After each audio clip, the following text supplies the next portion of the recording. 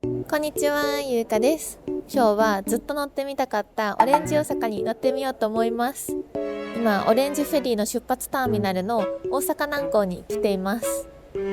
これから東横に向かうんですけど、実は私、四国初上陸なんですよ。なのでめちゃくちゃ楽しみです。今の時間がちょうど20時なんですけど、22時にフェリーが出港なんですけど、2時間前の20時から乗れるみたいなので、もうこれから乗れるそうなので、早速チェックインしていきたいと思います。大阪のフェリーといえばニュートラムのフェリーターミナル駅。前に動画にした名門太陽フェリーと同じターミナルになります。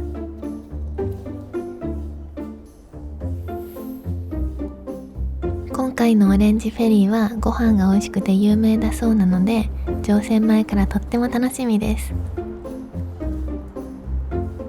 その前に200メートルのウォーキング。これなら大食いしても罪悪感薄れそうですね。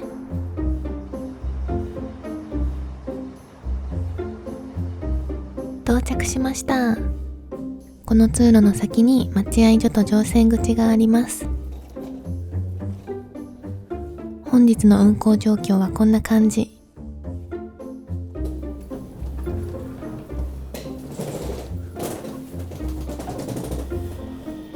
待合所の中はこんな感じになっていて、今日は乗客が少なそうですね。コミュ障の私からすると大当たりの日です。1階のカウンターでチケットを発券して、無事に乗船手続きが完了しました。大阪南港フェリーターミナルには名門太陽フェリーとオレンジフェリーが発着していて、東横行きは22時発。他のフェリーと比べると少し遅めの出港ですね。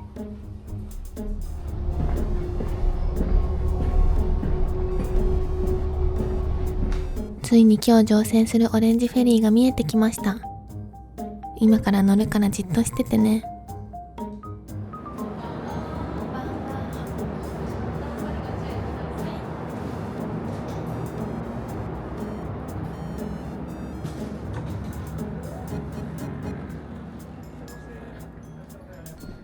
乗船してすぐに4階のエントランスホールが見えてきました。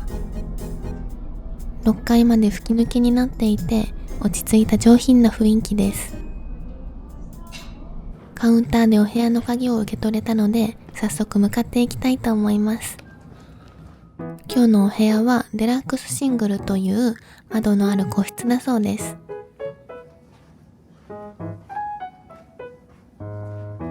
こういう大きなフェリーは船内の移動も大変。これもレストランで大食いするためと思って頑張って歩きます。470のお部屋に到着しました。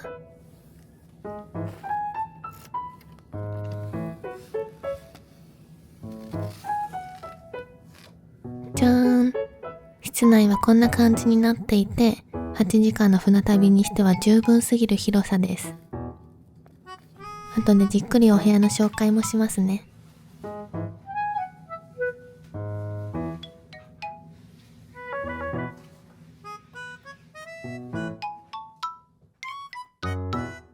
少し休憩して体力が復活したので、6階の展望デッキにやってきました。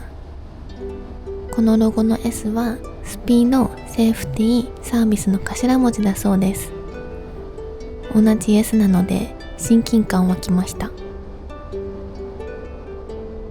今の時間は21時30分。出港時間が近づいて乗船手続きが締め切られていました。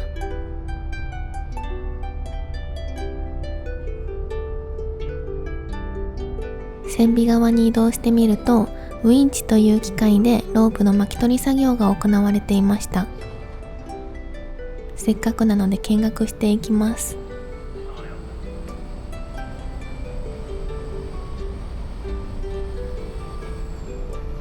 何かに似てるなって思ったんですけど、あれですね。昔実家にあった掃除機。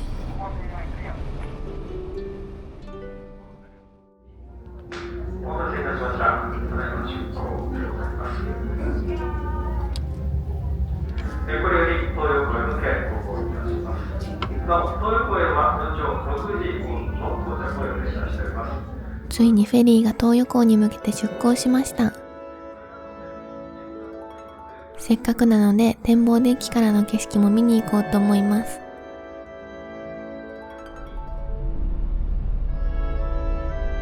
バイバイ大阪。またすぐ来るから寂しがらないでね。初めてのオレンジフェリー旅。どんな航海になるかとっても楽しみです。無事に出港も見届けられたので船内に戻ってきました。結婚式場みたいですごい豪華。階段で4階まで降りてレストランに夜ご飯を食べに来ました。お腹空きすぎてやばい。目標は和洋中の料理を全制覇することです。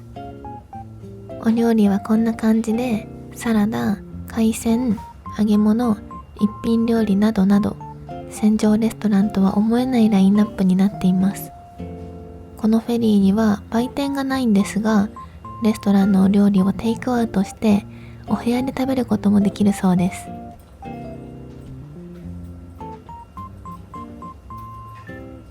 あとはお土産なんかもレストランで購入できます。ありがとうございます。じゃーん。夜ご飯は宇和島鯛めしにしてみました。レストランの一番人気メニューだそうです。鯛めしのお供はもちろんこの方にお願いします。めっちゃ美味しそう。それじゃあいただきます。本日もビールで乾杯が乾杯。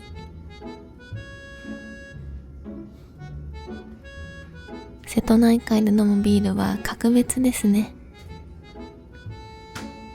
宇和島鯛めしにはおすすめの食べ方があるみたいなので、説明書通りに組み立てていきます。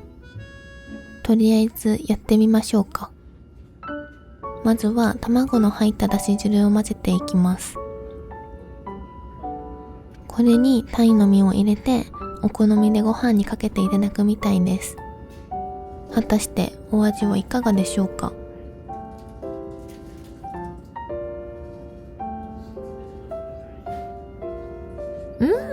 めっちゃ美味しい。日本一豪華な卵かけご飯ですね。鯛一郎くんという愛媛県の鯛ブランドで、四国の南端宇和島で育った養殖マダイだそうです。だいたい鯛を食べること自体大して多くないので、今日みたいに食べられるのは大変ありがたいですね。鯛が喜んでる感じがします。ビールとの相性も抜群で、プラスチックグラスを持つ手が止まりません。今の時間は22時16分で、レストランの営業時間は22時半までだそうです。船の揺れも全然感じなくて、今のところとっても快適な船旅です。私今回初めて四国に行くんですけど、こんなにお料理美味しいんですね。食い倒れ旅になりそうな予感。食べてみたいのはマグロとかカツオのお刺身、他にもオレンジジュース、16タルトっていう和菓子も気になってます。あと鯛めし美味しすぎたのでおかわりもしたいですね。最後は卵と鯛を全部入れて TKG にして書き込みます。船上にいることを忘れてしまいそうな贅沢な一杯でした。ごちそうさまでした。評判通りお料理が美味しくて大満足の夜ご飯になりました。それじゃあ一旦お部屋に戻りたいと思います。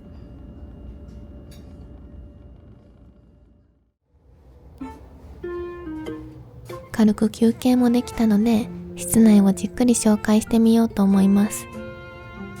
デラックスシングルの部屋には窓があって、瀬戸内海の景色を独り占めで楽しむことができます。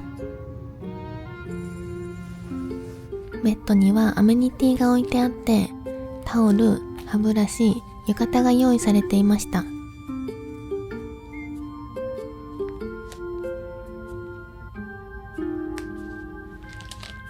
ベッドには3つの照明スイッチがあって、玄関のライト、お部屋のライト、ベッドランプとコンセントがありました。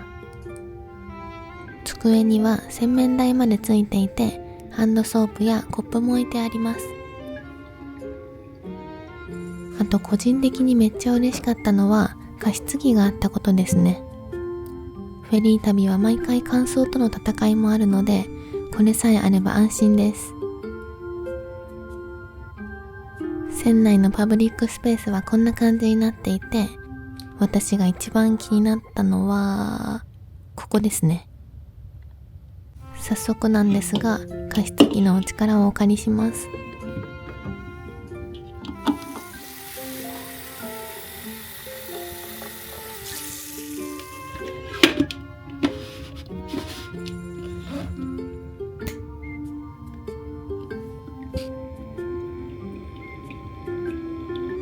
お部屋にはエアコンもしっかり完備されてました。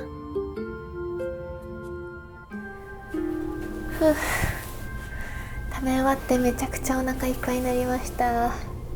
超美味しかったご飯、もう幸せでした。やばい、眠くなってきた。今ね、時間が23時なんですけど、意外と時間が短くて、明日の朝6時到着なので、あと7時間しかないんですよね。浴衣置いてあるけどさ、いやでも眠いな。今日はちょっとやめておこうかな。おっとっとっと、じゃーんあれ、なんか着替えちゃってた。どうですか、浴衣似合ってますか？決めポーズやばい、逃げろ。ちょっとせっかくなので船内も探検してみたいと思います。4階の自販機コーナーにやってきました。ソフトドリンクとアイスの自販機はあったんですけど、お酒の自販機はなかったですね。朝到着のフェリーだから飲酒運転防止のためかな。アイスの自販機はこんな感じで、なんとハーゲンダッツまで売ってます。めっちゃ豪華。他には菓子パンとかお菓子が売ってる自販機があったり、有料ですがコーヒーマシンがあったりします。ここは我慢しよう。これはオレンジフェリーの公開マップですね。大阪南港を出港して瀬戸内海を通って愛媛県の東予港に向かうルートになってます。4階には主にあるのはレストランだけですね。このまま5階に上がってみましょ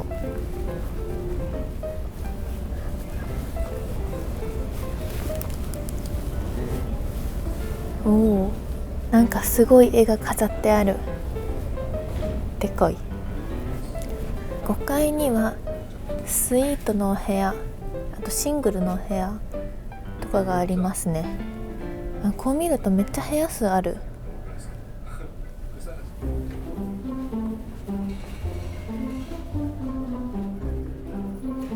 5階にはバスタオルとかカミソリ、歯ブラシなどの日用品が売ってる自販機がありました。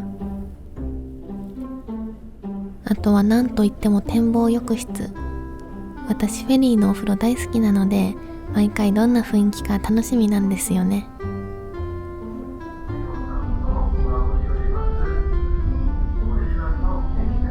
せっかくなのでここで記念撮影。乗客が少なくて本当に助かりました。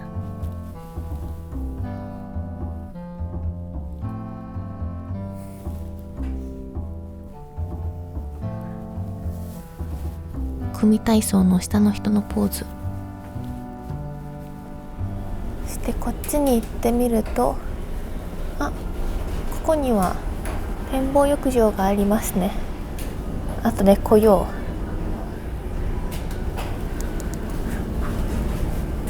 う。そしてここが少年心をくすぐるゲームコーナー。 UFO キャッチャー1回200円だ。見て、めっちゃ可愛いクマいる。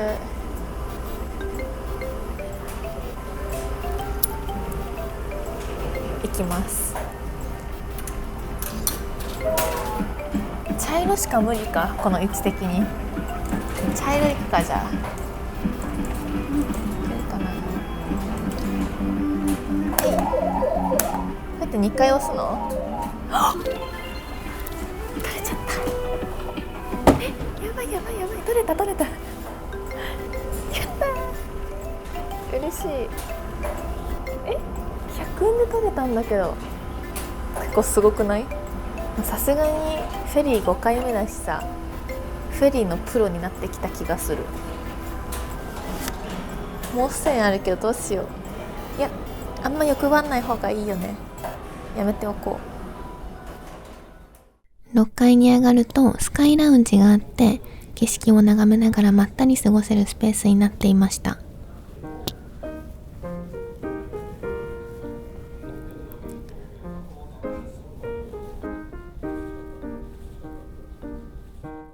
6階の展望デッキに出てきました。遠くに見える明石海峡大橋がとっても綺麗です。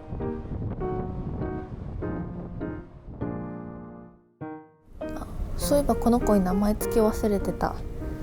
何にしよう。オレンジフェリーだからみかんちゃんにしようかな。みかんちゃんにします。かわいい。ちなみに5階にはマッサージコーナーもあって、15分200円で利用することができます。あとでアイスも買いたいから、ここは我慢しよう。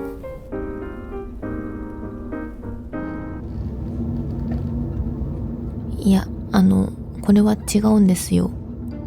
やっぱり使い心地とかも紹介した方がいいかなと思って、動画のために仕方なく試してみました。いろいろなモードがあったんですけど、この肩揺らされてる動きが恥ずかしすぎて、隣に人来ませんようにってずっと祈ってました。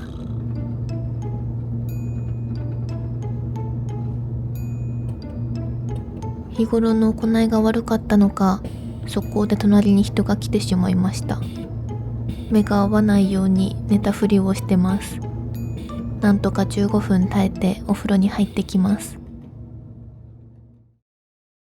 それじゃあ展望浴室行ってきます。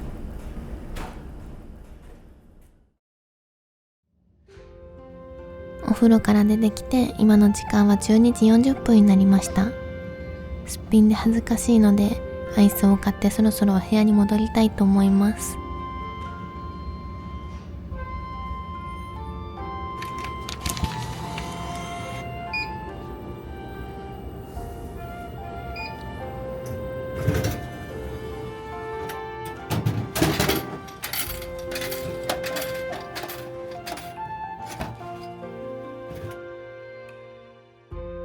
ハーゲンダッツをゲットしてお部屋に戻ってきました。寝る前にテレビを見ながらゆっくりします。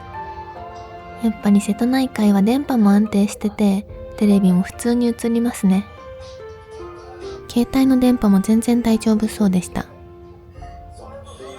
船内には Wi-Fi もあったので、一応速度をチェックしてみました。そこまで速いわけではないんですが、SNS とかはストレスなく使える速度でした。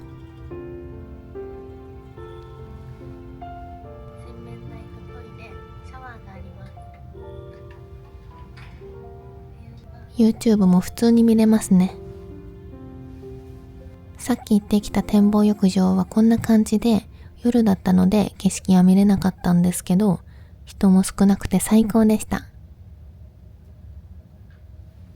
やばい、だらだら過ごしてたらもうこんな時間になってました。東横到着まであと5時間しかないので、そろそろ寝たいと思います。それじゃあおやすみなさい。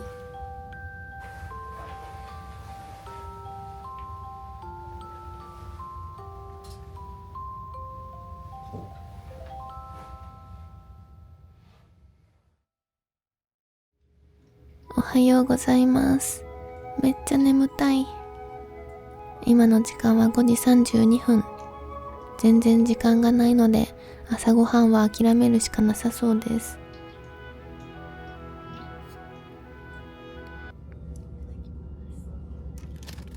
我慢できなくて結局食べに来ちゃいました。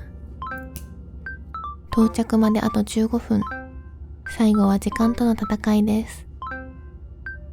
ちなみに朝ごはんは予約制で料金は900円でした。プラス100円で洋食プレートに変更することもできるみたいです。私の大好きな納豆、これだけは欠かせません。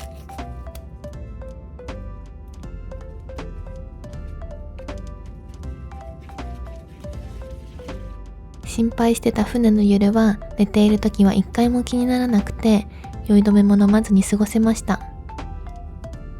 あとは加湿器が本当に助かりましたね。部屋も乾燥しなくて快適に過ごせました。朝ごはんも全部美味しかったので、ギリギリだけど食べに来れてよかったです。ごちそうさまでした。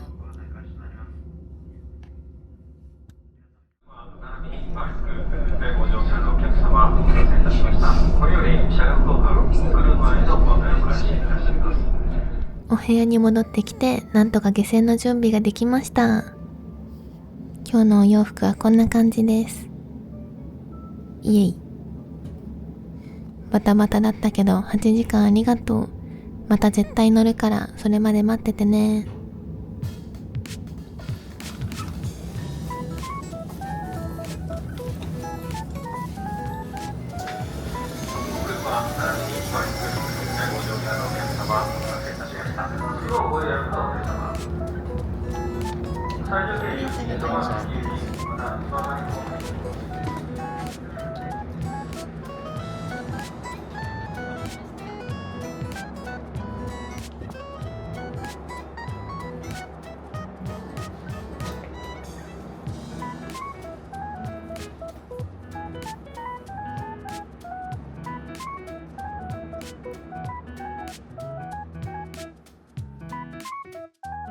はい、ということで今の時間が7時30分なんですけど、無事に愛媛県に着きました。さっきオレンジフェリーから降りて連絡バスに乗って今松山駅までやってきました。いや、オレンジフェリーめちゃくちゃ良かったです。もう評判通りご飯もすごい美味しかったし、あと揺れが全くなくて、一回も揺れたって感じたことはなくて、今まで乗ったフェリーで一番揺れなくて安定してました。ただね、朝が早すぎて今日4時半からずっとアラームかけてたんですけど、なかなか起きれなくて、で頭の中でなぜか7時着って勘違いしていて、最後ご飯食べたり降りるとき結構バタバタしちゃったんですけど、もう6時着はちょっと早すぎましたね。いやでもすごく楽しかったです。あ、そう、人もすごい少なかったんだよね。これ時期とかタイミングによったらもしかしたら貸し切り状態になるのかな。なんか人が少ない時期とか知ってる人いたら教えてください。貸し切り船乗ってみたいな。見て、松山駅の周りはこんな感じです。なんかさっき路面電車が走ってたり、あそこに博多の塩とか見えたりして、本社なのかな。あれでも博多、あ、そっか、そっちの博多じゃないか初めて来たからちょっとテンション上がってます。朝なのに。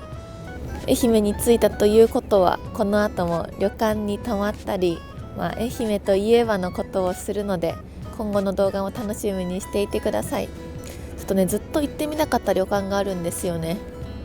楽しみですということで、次の動画もお楽しみに。今日も最後まで見てくれてありがとうございました。よかったらチャンネル登録とコメントと高評価お願いします。バイバイ。